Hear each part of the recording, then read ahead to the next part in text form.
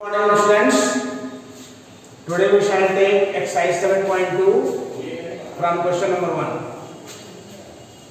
So question number 1 is given that you will have to integrate 2x upon 1 plus x square dx. जिसका भी integration निकालना होता है हम लोग जो है पहले उसको I मान लेते हैं. इसका निकालना है उसको मैंने I मान लिया. Let I is equal to integration of 2x upon 1 plus x square और dx लिखा जाता है. उस पर हम देखते हैं कि यहाँ पर जो नीचे वाला है डिनोमिनेटर जो है उसका डिफरेंशियल जो है 2x हो रहा है, तो इसलिए हम नीचे वाले को यानी 1 प्लस x स्क्वायर को t मान लेंगे. तो t is equal to 1 plus x square. उसके बाद डिफरेंशिएट करेंगे तो dt upon dx is equal to 1 का 0 हो जाएगा और x स्क्वायर का 2x हो जाएगा. देयरफॉर क्रॉस मल्टीप्लाई कर देंगे dt is equal to 2x dx हो जाएगा. फिर ये इक्वेशन नंबर 2 हो गया. इक्वेशन नंबर 1 यहाँ पहले से ही मौजूद है. हम देख रहे हैं कि अगर हेल्प लेते हैं 1 और 2 दोनों की हेल्प लेते हैं तो हमको मिलता है कि I इज इक्वल टू जहाँ 2x dx है वहाँ मैंने dt कर दिया और उसके पश्चात dx upon 1 plus x square को dt कर दिया. यानी कहने का मतलब ये है कि 2x dx को dt कह दिया और नीचे वाले 1 प्लस x स्क्वायर को t कह दिया. तो ये हो गया सवाल dt अपॉन t का इंटीग्रेशन करना है.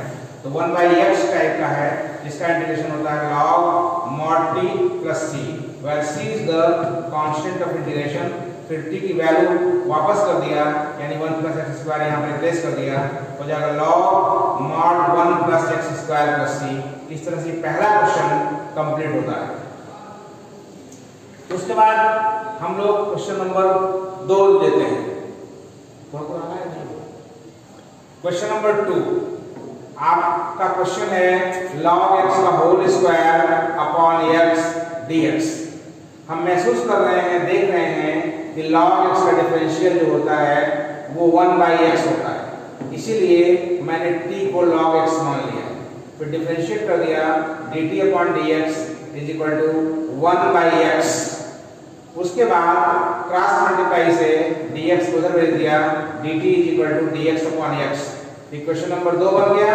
एक पहले से बना हुआ है तो dx अपॉन x की वैल्यू dt है और log x की वैल्यू t है, तो इसलिए from 1 and 2 we get I is equal to t square dt और t स्क्वायर का होता है 1 by 3 t cube plus c और t की वैल्यू यहाँ वापस कर देंगे log x का होल क्यूब प्लस c. तो यही आपका आंसर हो जाएगा. Now we take question number 3rd. Third है ये आपका इंटीग्रेशन है 1 upon x plus x log x. तो हमने क्या किया, हमने जो है देखा कि x यहाँ कॉमन है इसलिए मैंने कॉमन ले लिया 1 बाई x ब्रैकेट में हो जाएगा 1 प्लस log x.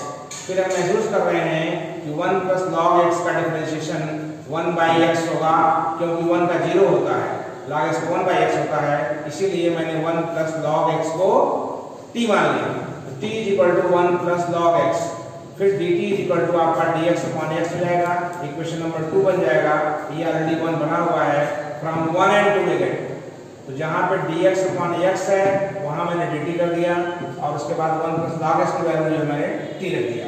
तो dt अपॉन t का आप जानते हैं कि log mod t होता है प्लस c. फिर t की वैल्यू जो 1 प्लस log x थी वहाँ मैंने पुट कर दिया, तो आंसर हो जाएगा log of 1 plus log mod x plus c. ये आपका आंसर हो जाएगा. इस तरह से क्वेश्चन नंबर आपका ये तीसरा भी पूरा हो जाता है. अब हम लोग क्वेश्चन नंबर 4 करेंगे. Just a minute. Hello students, question number 4 आपका है sin x sin cos x dx है. तो इसमें जो है इसको हमने I मान लिया. स्टार्ट में कोई भी इंटीग्रेशन करना होता है तुरंत उसको I मान लेते हैं. फिर इसके बाद देखते हैं कि किसका कौन डिफरेंशियल है. जैसे cos x का डिफरेंशियल sin x करीब होता है, तो इसलिए मैंने t को cos x मान लिया. तो डिफरेंशिएट करेंगे तो dt अपॉन dx की वैल्यू माइनस sin x हो जाएगी. फिर बाद में इस माइनस को इधर ट्रांसपोज करेंगे लेफ्ट साइड में, माइनस dt हो जाएगा is equal to sine x dt हो जाएगा। फिर इक्वेशन नंबर 1 और 2 की हेल्प लेते हैं, तो जहां sin x dx है वहां पर dt यूज करेंगे, उसके बाद sin cos x के स्थान पर sin t यूज कर देंगे। फिर हम जानते हैं कि sin t का इंटीग्रेशन माइनस cos t होता है और प्लस c लिख देंगे, यहाँ जरूर लिख देंगे where c is the constant of integration।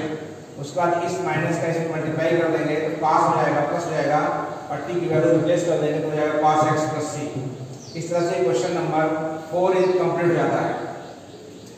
Fifth question में क्वेश्चन आपका है sin ax plus b cos ax plus b dx, उसको मैंने i मान लिया, फिर हमने 2 से मल्टीप्लाई कर दिया, 2 से भाग दे दिया।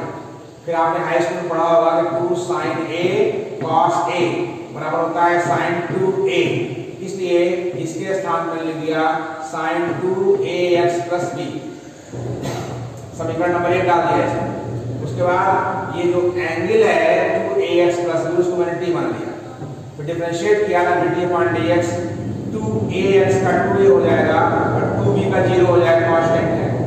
फिर उसके बाद हमने 2a इधर ले आ लिया, dt upon 2a बराबर dx हो गया। Equation number 2 from 1 and 2 we get I is equal to 1/2 पहले से ही है। फिर sin इसके स्थान पे 2x plus के स्थान पे d कर दिया और dt upon 2a, तो ये 1/2a और 1/2 बाहर कर दिया 1/4 हो गया और ये हो जाएगा minus cos t plus c, तो minus 1/4a cos ax plus b हो जाएगा, t की वैल्यू वापस कर देंगे plus c, where c is the constant of integration. उसके बाद क्वेश्चन नंबर 6 क्वेश्चन नंबर 6 देखें आप।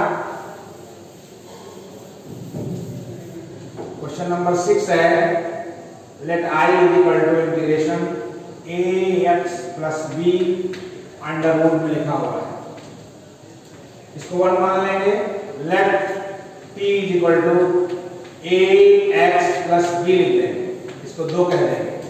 देयरफॉर डिफरेंशिएट करेंगे तो dt upon dx is equal to a into 1 plus 0 implies dt upon a is equal to dx हो गया। Equation number 2 from 1 and 2 we get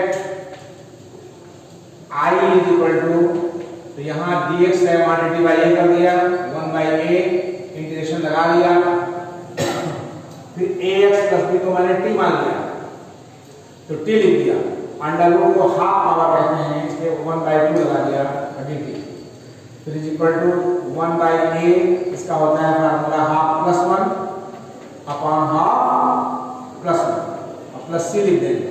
बाद में 3/2 हो जाएगा, पलट जाएगा तो 2/3 हो जाएगा a और t की वैल्यू रख देंगे ax plus b power 3/2 plus c, where c is the constant of integration। इस तरह से क्वेश्चन नंबर 6 पूरा हो गया। हम आपको बता दें कि हम क्वेश्चन नंबर 7 से ले करके हमारे समझ से क्वेश्चन नंबर हम ये 13 तक शायद लगवा लिए हैं पिछले वीडियो में, तो अब जो है हमको लगाना है 14वां से लगाना है 14 क्वेश्चन नंबर से। इसको हम नेक्स्ट वीडियो में करेंगे, आइए यहीं तक आ रख दीजिए।